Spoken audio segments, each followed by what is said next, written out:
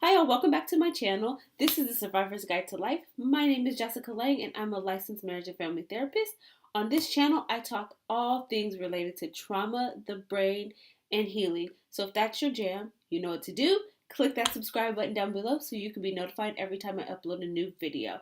And while you're at it, jump on over to Instagram where you can follow me there and learn more tips, tricks, inspirational quotes, random things also to help you on your journey to healing. Or if you're interested in learning more about trauma and the brain and healing and attachment and other things like that, Instagram is the second place that you want to be besides my YouTube channel.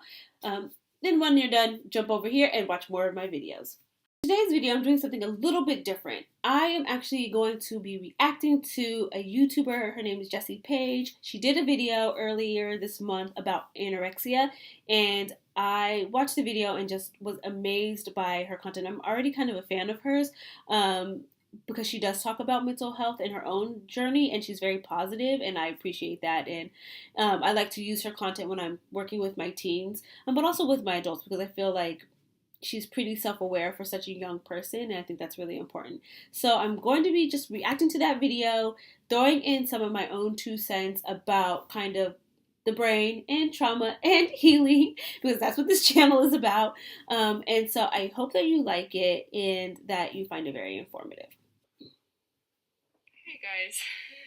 Hello, my people. I always say my people. I've been saying that for like 2 years, and I feel like it's because you guys all just understand me so well, which was something I never had growing up, and I feel like I understand you all as well. It just feels weird using that phrase when I've just sorry, when I've just been hiding something from everyone for so long, and I feel horrible, but at the same time I know it was what I had to do. But it's a positive video because I told myself when I was a lot better I would make this video so that I could help other people so that they don't have to go through what I went through. This, just before I'm really serious, something to make me feel better. Look how cute this filming background is. It's so cute. This is a Bulbasaur. I have the Holy Panic at the Disco, Stranger Things, Troye Sivan, and Love Simon vinyls. Yes. Please sponsor me. I'm a hardworking father. See, that felt too normal, like making jokes like that. First, I want to say I really hope this video helps a lot of people, because I don't wish this on anyone. Anyone. No humans deserve this. Before I get into this, I'm gonna use numbers. So I know that I'm gonna say this and people are still gonna watch the video, but obviously if you think you're gonna get triggered, you don't have to watch this, because I know people will probably still watch it because I used to do that. I know you. This is something that really helped me. Certain videos triggered me, certain ones didn't, and people talked about how horrifying the symptoms are and just the horrible, potentially lifelong consequences of your actions. I think that was what really made me realize this is serious. So I'm gonna try to do that.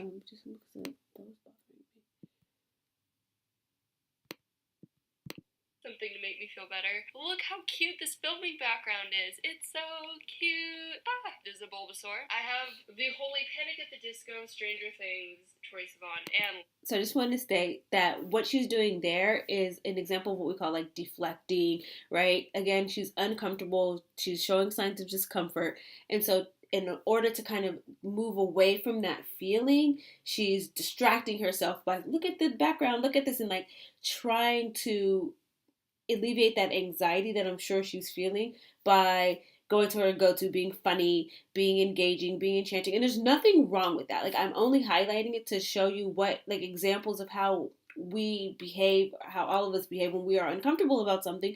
We try to find ways to alleviate that discomfort, that distress, by focusing or distracting ourselves with something else. So she took a moment, like, it's a way for her to kind of reground herself. That's the way I'm looking at it. The way, if she was coming to me and she was one of my clients, I wouldn't say, why are you trying to distract yourself? Like, let's talk about this, tough topic. Like, that's not what that's about. It's looking at that as like a strength, as a resource, as a way of coping that's positive.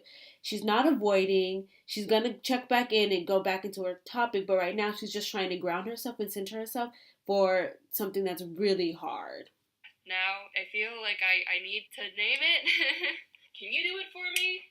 My jokes are so uncomfortable in this video because I'm uncomfortable. God damn it. I have been formally diagnosed with anorexia nervosa. Anorexia. A lot of people have been speculating this. People think I don't see the comments and things, but right now it's the second thing that comes up when you look at my name on YouTube. And then coming out, I swear, if the first thing that doesn't come up when you search at my name, if it's not Daddy, I will be very disappointed in myself. So why am I making this video? I told myself it would help other people, and personally watching other people make videos helped me, so I want to do that. It's just something I'm passionate about in this channel. It's about mental health and identity, but I was always talking about these topics, but I never really addressed why certain topics were so relevant and why I was so passionate about them. And I feel like the past year, I'm really proud of myself because I feel like I've actually been talking about why I am so passionate about, for example, the LGBT community. I was like, just saying. I had a cartoon goth girlfriend crush. Just saying. Closeted Jessie's funny. That's why I'm filming this video, and want you all to know I'm a lot better now. I'm very recovered. I have kept a lot of my recovery private because I didn't really want to be public until I was a lot better. Made sure I was really practicing what I was preaching, but this video is a happy thing. Yeah, okay, say that. I really like that message of like taking that time to take care of herself. I mean, I feel like if you are a YouTuber or anybody who's, you know, an influencer in the community, having all eyes on you, that your life can sometimes feel like it's not really your life, or you have to always be on, you know, or on display, that you don't have any space to just kind of take care of yourself without other people watching. And when it comes to mental health, any type of recovery in the mental health field, anorexia, substance abuse, PTSD, right, trauma, basically what my whole channel is about, that being able to recognize what your needs are and setting that boundary so that you can take care of yourself is so important. And I really appreciate that that's something that she did. Even though she does on her channel, she talks about a social anxiety. She'll talk about, you know, coming out as bisexual and, you know, kind of navigating identity. And she's young. She's what, like 22? I mean, she has so much space and time and room to grow, and to have that knowledge of taking care of yourself and setting that boundary, you know. And I happen to be a fan, just stumbled on her videos a couple months ago. Really enjoy them, and I actually share them when working with my teen clients because I feel like she's very positive, and the messages that she speaks are so positive that I'm just very impressed with her being able to do this piece of setting the boundary, going in, getting help, and taking care of herself. I'm so scared. I'm nervous, but I'm really proud. I was like, Can I just say how much I love her naming her feelings? It's so hard to do. Like, that's so hard to do for adults, for kids, for people with trauma, everything. Just saying, I am afraid. I am scared. This is terrifying. And you can tell, like, it's not a front. It's not fake. Like, she's not, you know, staring at the camera like, I'm so scared. Like, she's doing the typical signs of somebody who is uncomfortable, who is anxious. She's covering her face. Her eyes are casting down. She's avoiding gaze, right? A lot of that stuff, if you want to talk about kind of attachment, because that's what I do on my channel, and, you know, trauma-related symptoms, just like I talk about, you know, the brain is primed for watching threats and noticing threats in our environments. It's also primed for noticing and wanting to connect with others. And one of the things that really can be stressful and activate that stress response system and be fearful is a loss of connection, right? And so what we humans do when we are afraid or we're ashamed, if we're, you know, in space or in proximity with another adult, somebody we want to be connected with, and maybe we're ashamed or we're embarrassed or we're afraid or we're anxious, those intense kind of emotions, when that comes upon us, we won't look into the person's eyes. We will naturally avert our gaze, almost like, don't see me kind of a thing. It's like a self-protection mode. And so in this moment, like, that's, even though she's not talking about trauma or anything like that, just noting like the stress response system, and like this is an example of what somebody would do or what we do naturally when we are feeling anxious, or when that system, when we become kind of what we call dysregulated, the system's getting a little bit, or our systems are getting overloaded. This is something that this is like a behavioral example of something that we often would do that lets the other person know that what we're feeling is some discomfort, some anxiety, right?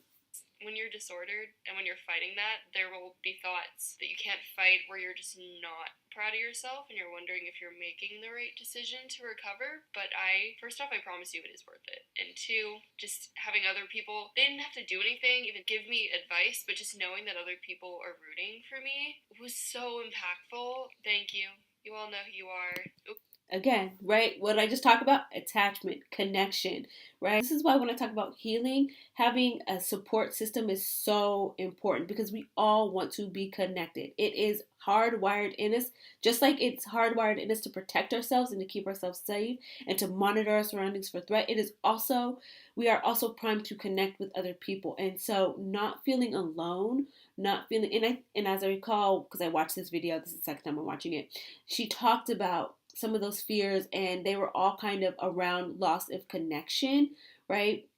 And that stresses out the system. So she talked just briefly, and I know she does later in the video, kind of her disordered thinking, right? We call those cognitive distortions.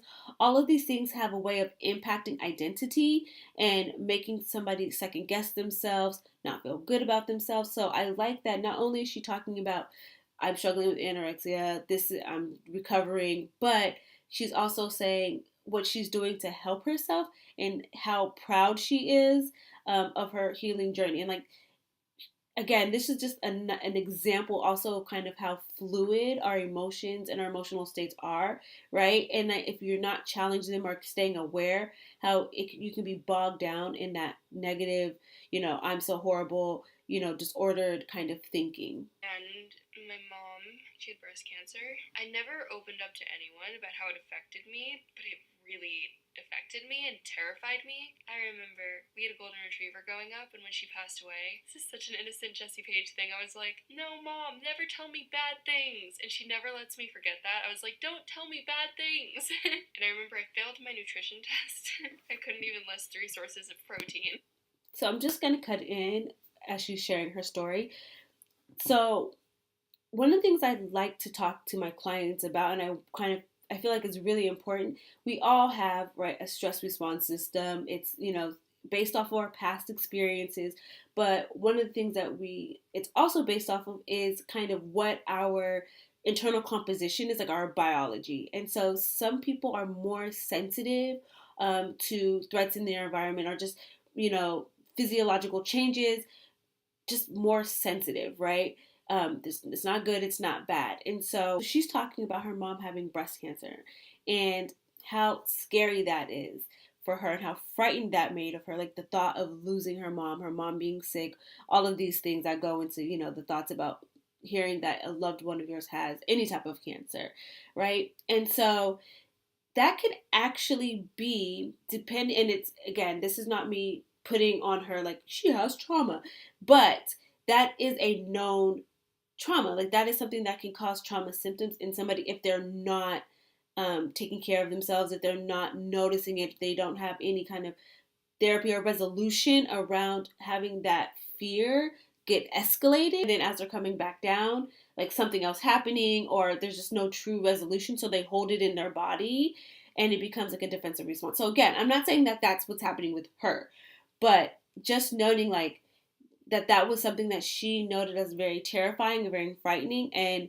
that the fear, the fright, those types of things, that raises that stress response system, right? Like that signals to the body, oh, there's a threat happening, and then all of the kind of hormones that come along with that flood through the body, and that's what you get your defensive systems of the fight, flight, freeze response. So I just wanted to make like a quick note of that. And I came back and I moved to LA by myself. I was kind of lonely, and actually eating was like a coping mechanism for me, and I got to a healthy weight. So I just want to note something. I think I've talked about this in a video, I don't recall. But I know I talk about this all the time with clients. So we have the reward system in our brain, and we can get that fulfilled in the context of our relationships with other people. That's pretty much what attachment is all about.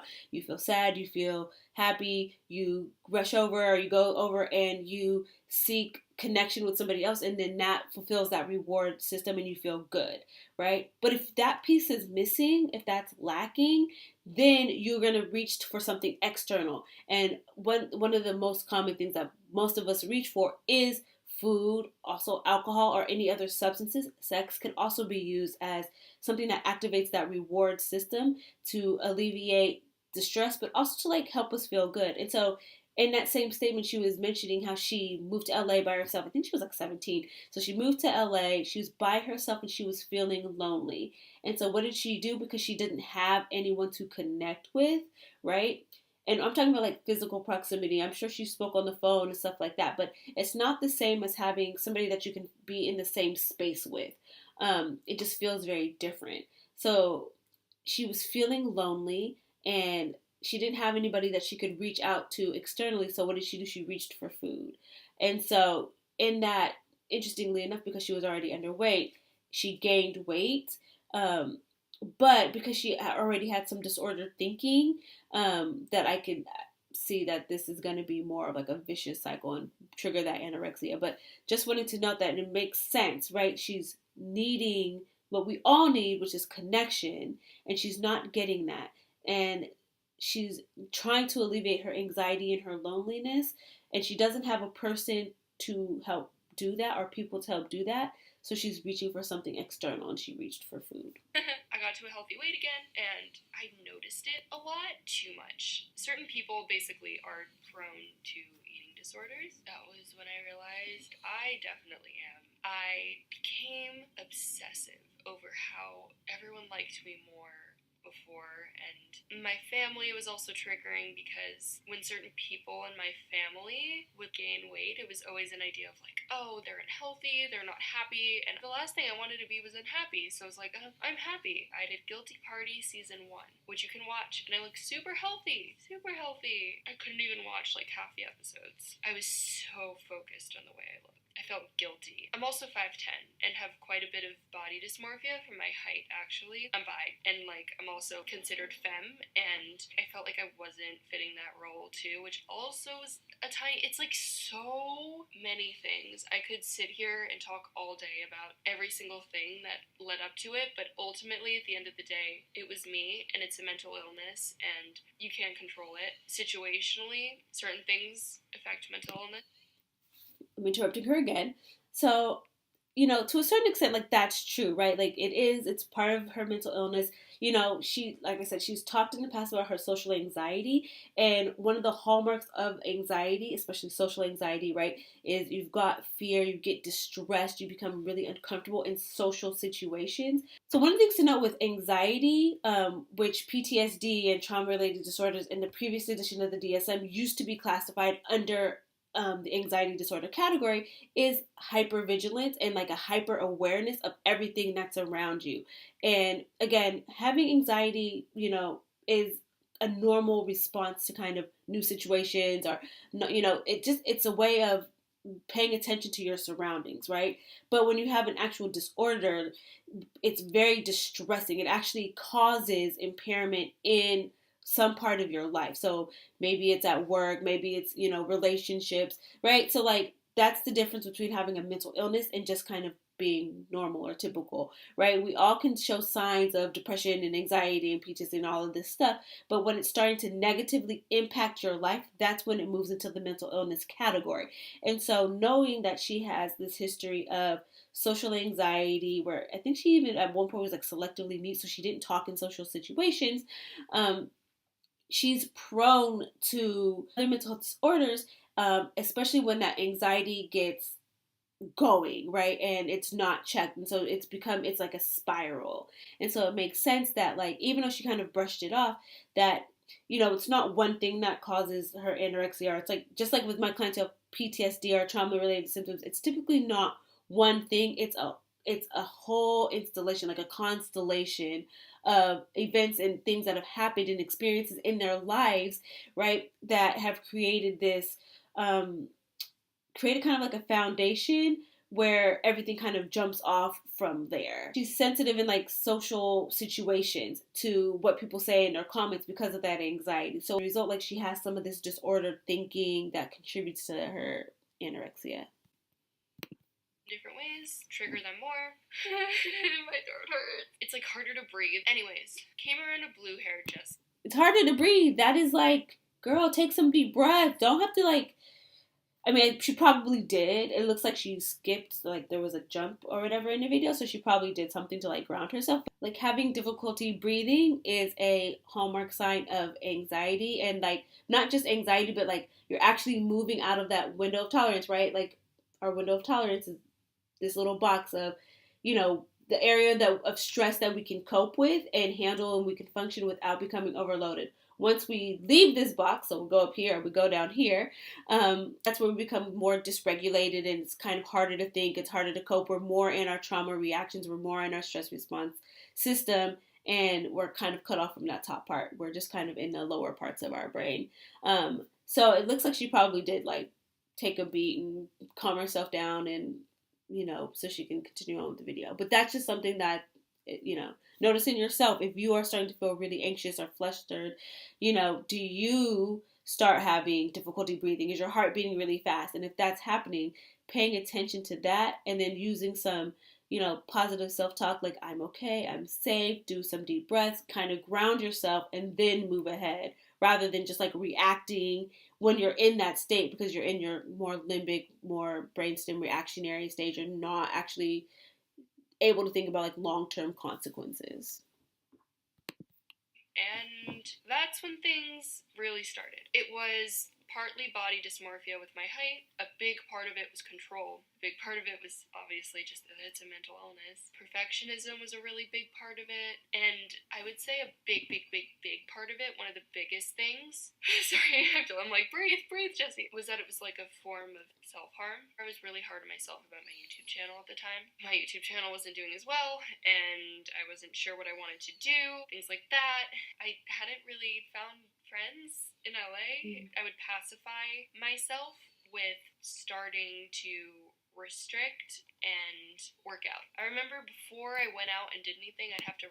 So one thing I just want to note is like, whenever you're talking about, healing from anything, healing from anorexia, healing from PTSD or trauma, healing from, depression, is to recognize what your triggers are, so you can then go about managing the symptoms that arise if it's something that's out of your control, or learn to kind of avoid certain things. Like for alcoholics, obviously it's avoiding alcohol, right?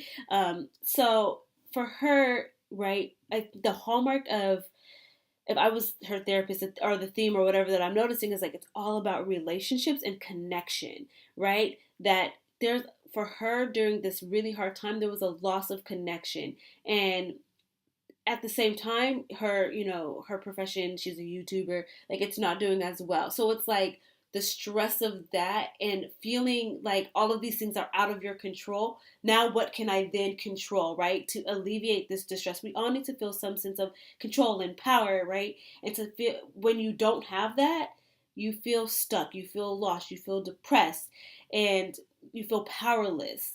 And those are not great feelings, and you want to alleviate them any way possible. And for her was, restricting eating. And I love that she named that it's a form of self-harm, because it is. Just like substance abuse, like, it might be hard to say or hard to hear, but, if you're using drugs or alcohol, you're abusing these things, right? That's a form of self-harm. Just like cutting, just like, binging and purging, or, restricted eating, or over exercising, right? Or again, dysfunctional or toxic relationships where you're, engaging in unhealthy sexual practices or unhealthy relational practices or anything like that. They can all be classified as self-harm, and it's part of her way, an unhealthy way of trying to cope with, her feeling of disconnection and loss and loneliness. All of that raises that trauma, the stress response system. All of that puts you on the defensive. If you're rewatching this video, Jessie, and you're ever feeling anything, I just want you to know, or if you're going through anything, not even this, like, you deserve the right to a good life, and you deserve to do everything in your power to take care of yourself. Sorry, that, like, just hit me hard. I started to get some symptoms. I had my breakup, which affected me because it was my first relationship. Came from a very, very, very lonely place, and I was like, no one's gonna love me again. And then I got a puppy. My puppy passed away in a week. The puppy was rehomed, and I think the people that initially got the puppy got it from somewhere that was not treating dogs like living beings. For some reason, I let that out on my body. Having to see a puppy pass away in your arms was haunting, especially. So can I just note, we have mom with breast cancer when I don't know how old she was. I think she was a teenager, but it doesn't matter how old she was. That's traumatic. The loss of a breakup can feel traumatic, right? And one of the things we do with trauma survivors, especially if they have attachment related traumas, is we will actually do animal assisted therapy because of the emotional connection and the connectedness that one can feel with an animal. That's less threatening than like being with a person, to kind of jumpstart, like as a grounding or starter place to help build up that trust and like that sense of safety before like trying into relationships. So again, you have the mom with breast cancer, you've got the breakup, and then you've got witnessing a puppy passing away. These things are trauma, right? So when she's talking about like the way she's feeling in her body, or like, how hard how hard, like she's talking about the rise in her anxiety. She's talking about how she's then taking it out on her body.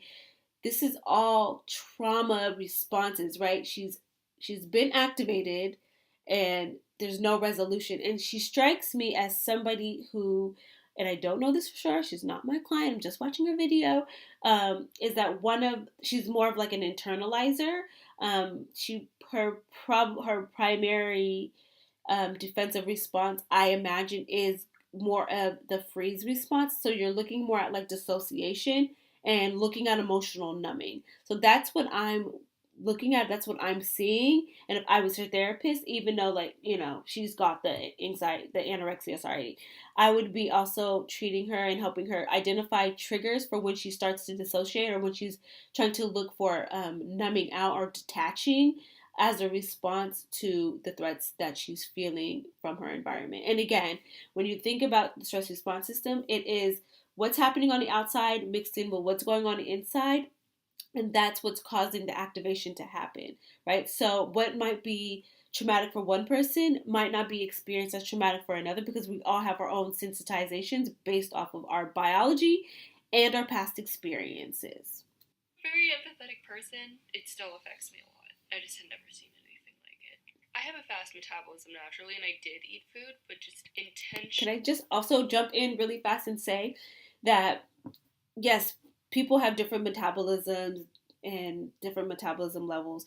But if you are somebody who's experienced some trauma in the past, one way to determine if you are more prone to like hyperarousal or you have a lot of anxiety is a fast metabolism. And so like I have clients who I've seen them eat, like they're not binging, they're eating, and they are stick thin, and it's because the body chemistry based off of those early traumatic experiences and the way the body responds, their metabolism is like that. It's so quick. But a fast metabolism is one of the key hallmarks for somebody who's struggling who has like a lot of anxiety and hyperarousal as a result of like their defensive systems or trauma reactions, or defensive systems constantly being deployed.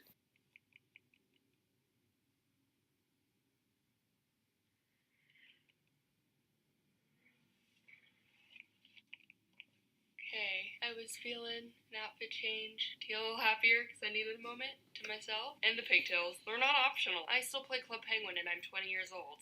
Again, I just, as a positive coping strategy, I appreciate that. She's doing this video. She felt overwhelmed. I mean, she had been trying to push through the video the whole time. There's times she couldn't breathe. She was covering her face. She was saying she was afraid. She was saying she was anxious, right? She was tapped into her body and her body sensations, which are so important. And one of the hardest things for people to do in general, but especially if you're somebody or somebody who's struggling with trauma, so many things come up when they feel certain sensations in their body that they become numb or they become detached. And so part of healing and what we do what I do in therapy is helping the person slowly become more in tune with their body and recognize what sensations mean, right? You start off by being really curious.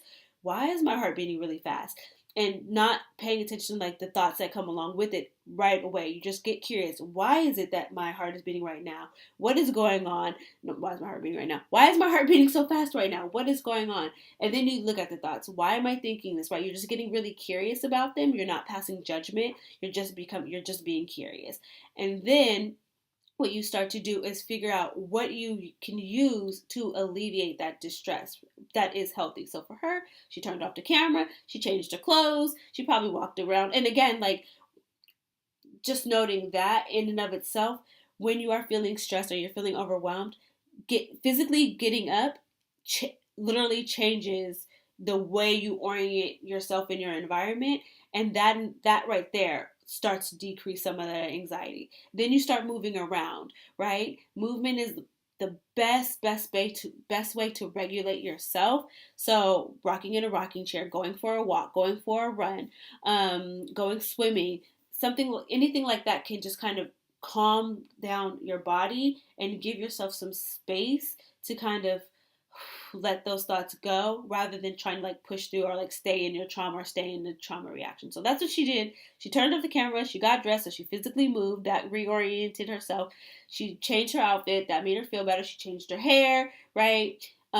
Playing in your hair or any type of massage that can also be calming towards the body. Nice, good self-care, good way to nurture yourself, and then come back when you're ready and start the video again. So I just wanted to highlight that as like a nice positive coping strategy and how she used it in a moment of feeling distress, right? Her stress response system is clearly activated as she's talking about this tough time in her life, and she's using positive coping strategies to alleviate that distress. I'm making this video right now because I've come so far. I went through so much and I still worked so hard and kept my head up, and that's such motivation, and then I should do that even more now. I want to create the best content. I want to create the coolest stuff now because now I'm actually living my life and I'm actually healthy. I was so proud of that Kim Possible trailer. I was so hurt when it didn't do well. I was like, oh, I worked so hard on that. And then part of me... Can I just say I love that right there? Like being able to say, right, I worked really hard on something, it wasn't received well, that hurt me, and then going about and not letting it bog you down, but like just saying that I think is so important because so often we are disconnected from our feelings and we just try to push. It's like our culture glorifies or holds people up who can like act like nothing's wrong and I'm so badass, nothing ever bothers me, I'm the best, blah blah blah blah. And what that creates is like a lot of fear and anxiety and perfectionism and unhealthy coping strategies because you're not discharging those feelings. You're not coping with being sad. You're just pretending like it doesn't exist, and you're numbing yourself out, binge watching TV, binge watching books, not taking care of your responsibilities, alcohol, cannabis, other substances, sex, toxic relationships, self-harm, binge eating, right? Not eating. All of these things are symptoms of stuffing down your emotions and not letting yourself feel them, right? Every emotional state is temporary. You're not always going to be sad. You're not always going to be happy. Like feel what you feel, let it run its course because it's not going to last forever. If anything, that's what I want you to know by watching this video. And I appreciate her saying that. And, from there, not going into like the disordered thinking or the disordered eating. She didn't, she could have, but I'm giving her the benefit of the doubt that her response wasn't like a relapse, but was to keep staying on her road to recovery and finding another way to kind of cope more positively with that disappointment. Actually, in my video where I said why I changed my hair color again, the biggest reason for that, I said it at the end. I was like, I'm going through physical changes and I need to kind of get used to that. Why I hid my hair color for a month, it was because I was just trying to get used to the way I looked. So I was just posting old content and just making sure I loved myself fully before I had to like post content online, read comments. Yeah, but I'm better. Yay! I have not had pizza in like 5 years. Again, good self-awareness, good setting of the boundaries, and the focus on self-love. And she's still young, she's gonna change who she is. Her identity is still forming. I talk about it all the time, but our brains don't, that frontal cortex, right, the part that curbs those impulses, don't fully mature till about 25 in females, 26 in males. And this can, be more or less depending on any types of, trauma or anything like that. Like, it can delay that a little bit. But she's what, 22, 21? I don't know. She's a baby. So she's still trying to figure out who she is. And I love that there's a focus on self love and taking care of herself, because that is the best way to help yourself heal and to get better. So that was me kind of reacting to Jessie Paige's video. I really, really enjoy her content. I highly recommend it. Yeah, she's a little silly and goofy. She may seem a little young for you if you're older, but I think that especially if you watch any of her stuff related to mental health, it gives a lot of. I feel like you can learn no matter how old you are. You can learn a lot from her in terms of what it's like to actually experience this. Maybe you might see yourself in some of her symptoms. But more important, especially, with this video specifically, she did show a lot of self-awareness and how to identify your feelings, how to identify your triggers, and then ways that you could actually cope in the moment that's more healthy. And I feel like that's important, that she's not just like some YouTuber who's glosses over life, or doesn't have any experience. One of the things I really liked about this video and just kind of her life experience is, like, it shows that a trauma is subjective, right? It's your own experience of what's happened in your life, and that we should not compare traumas, because the stress response system, your own neurobiology, right? It's based off of you, not based off of what other people are doing, what other people's symptoms are, what other people's life experiences are, and how, something like your parent being sick can cause cause a sensitive trauma response, right? How witnessing the death of an animal, right? Loneliness, disconnection, how all of that can actually raise that stress response system and lead you down the road of, like, trauma reactions that keep you stuck and in a lot of pain if they go untreated. And so she's on the road to recovery for anorexia. You can be on the road to recovery if you are struggling with your symptoms of trauma or PTSD, and that healing is possible. And so I hope you guys enjoyed this video. Please comment down below your thoughts on this video. I've been thinking about doing something like this before, where I comment on some of my favorite YouTubers. I know a lot of other people do it, so I try to steer clear of that, but I thought that this video was just really well done. I was very proud of this young woman, and I wanted to share that with you. So please comment down below and let me know if you like this video, if you want more content like this, and I'll see what I can do. Also, if you just have any other questions or things that you want to know about trauma or healing that I maybe didn't cover, and just let me know, comment down below. And with that, I will see y'all in the next one.